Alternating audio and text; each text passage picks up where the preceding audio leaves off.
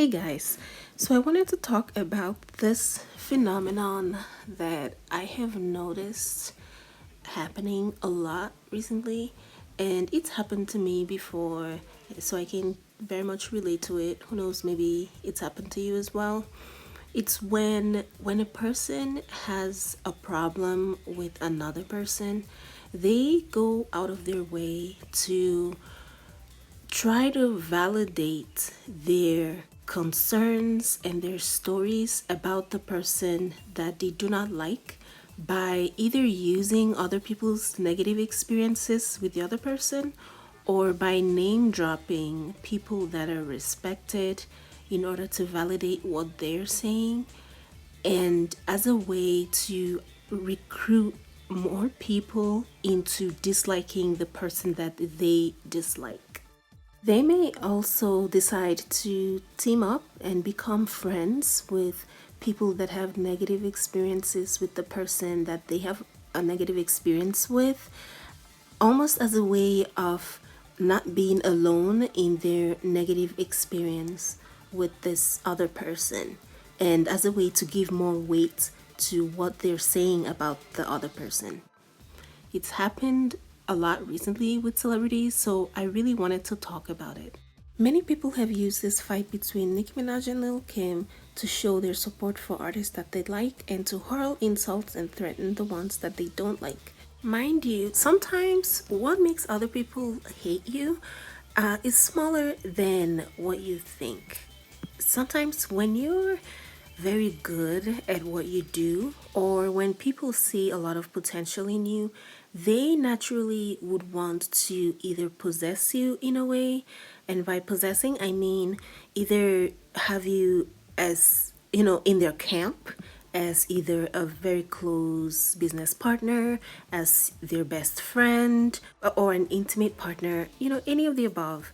But when that doesn't happen, or when you do not reciprocate, not in a rude way necessarily, they would still feel slighted and feel as though you think you're better than them or you're too good to be part of whatever it is that they are doing.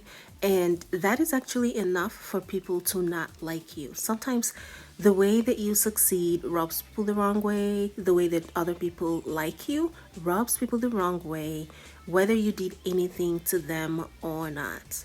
And I feel like that might be the case with Usher here because it is no doubt that Usher has a lot of admiration for Nicki Minaj, and he definitely saw a lot of potential in her, and he definitely considered her as something that is worthy of being a part of his work or in his camp because he has performed with her many times and he can obviously see the talent in her and he believed that it was something worth exploiting.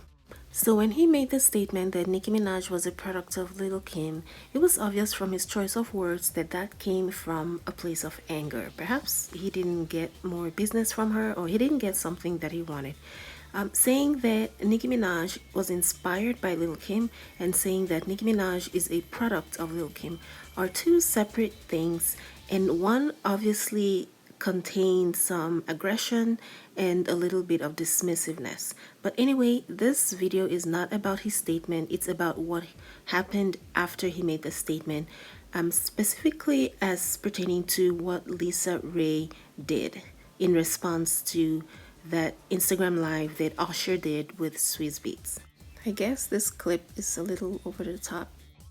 Anyway, it's okay to support a person that you like. It's okay to even disagree with other people and, stand strong in your disapproval, in how they comport themselves or whatever they did to you. However, when you begin to recruit other people, specifically in a way to make it seem as though the people that you're name dropping agree with your statement, because I think that that is what a lot of people do when they argue or when they have a fight with someone.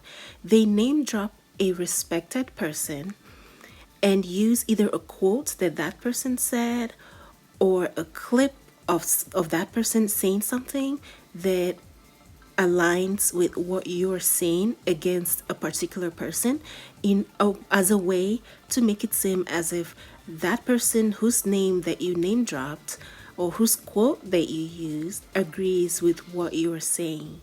This is a very sneaky way to recruit people that respect the person that you name drop into your camp and have them all hate the person that you hate just because you feel slighted by them. I think this is what Lisa Raye did when she name dropped Beyonce and Beyonce's music Bow Down, when she used it in criticizing Nicki Minaj for not I guess, admitting that she was a product of Lil Kim. It creates a false impression of the relationship between the person that you name dropped and the person that you do not like, in a way to make it seem as if the person that you name dropped is on your side and the person that you do not like is on the opposite side. And we all know that is the furthest thing from the truth as far as Beyonce's relationship with Nicki Minaj. We've seen many signs that they understand each other and they're friends. And it appears that they're real friends, not just friends that work together. So, this is a perfect example of what I was talking about. Another example is when people attach negative things to people that they do not like, knowing very well that those people that they do not like did not do those things themselves, but rather it's people that they're associated with that did them. Recently, it was found that Doja Cat said some negative things, derogatory things regarding a group of people. Suddenly, I see people that do not like Nicki Minaj trying to attach it to her name or her fans or her brand as a way to further associate her with the negativity. This is another way to recruit more people into seeing her in a negative light. This is not just about Nicki Minaj, by the way. This happens a lot. It probably happens to you if you've ever paid attention. I know it's happened to me at a previous job before. That's why I can totally relate to this. It's like people just really want to recruit other people to hate you as much as they hate you.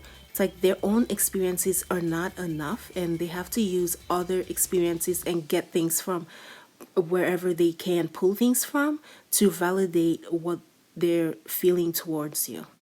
This is really common. Even it happened recently right here on YouTube when YouTuber number one and YouTuber number two had problems, and YouTuber number two decided to team up with YouTuber number three as a way to recruit or form a bigger force that identifies more with her negative experience, and it didn't quite work out the way YouTuber number two planned it.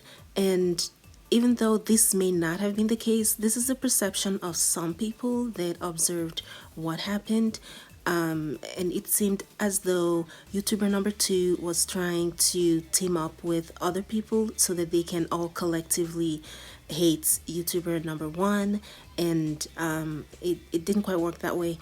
Although most people would not have recognized this for what it was.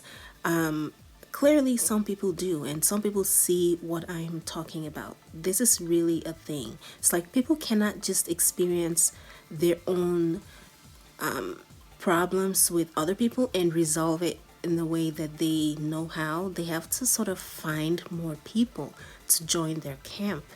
And it's just a situation that usually tends to escalate the problem, not really solving anything. But people do it all the time, as we see many times with the Real Housewives of Atlanta. Although I do not watch the show, I do catch glimpses of their drama on Instagram sometimes, and so I cannot say what caused the rift between the women or if even any particular thing caused the rift. However, I can see that Nene and Kenya do not like each other because they do not get along. Nene and Candy do not like each other because they do not get along, and Nene and Eva do not like each other because they do not get along. So, what do the women do? It appears that Kenya, Candy, and Eva have sort of informally teamed up and become sort of friends in their mutual hatred towards Nene as a way to, I guess, win the fight between them and Nene. And this is usually not genuine friendship when this happens. I don't know about this women, but usually when I say this, it is not genuine friendship when it happens. It's people uniting in hatred, and there's usually no love there. They just don't like a particular person, and because they all have the same common enemy, they decide to be friends. This backfires more often than not. We recently saw this happen on YouTube. I think was it 2018 or 2019 when Jeffree Star and Laura Lee decided to be friends through their mutual hatred for Jackie Aina, and the friendship could only last for so long because it's not genuine, it's based on hatred. There is no real love there in the friendship. And what happens is the people that recruit other people in their mutual hatred for another person end up realizing that they don't actually like the person that they're friends with. They were only doing that for a particular purpose. And when they feel like that purpose is served, they usually turn on each other. This is just another way to recruit more people in mutual hatred, which I don't understand. Why do that if you can just de-escalate the problem and end whatever animosity that you have towards someone? If you can't do that, then just ignore the person that you do not like. It's so much easier than going around trying to recruit more people to hate other people. So this is just not a Nicki Minaj situation. Men do it, women do it. We've seen it so often. Just be aware of it so that you're not part of the cycle that perpetuates this kind of behavior. That's all this video is about. Thank you guys so much for watching. I'll see you in my next one. Bye guys.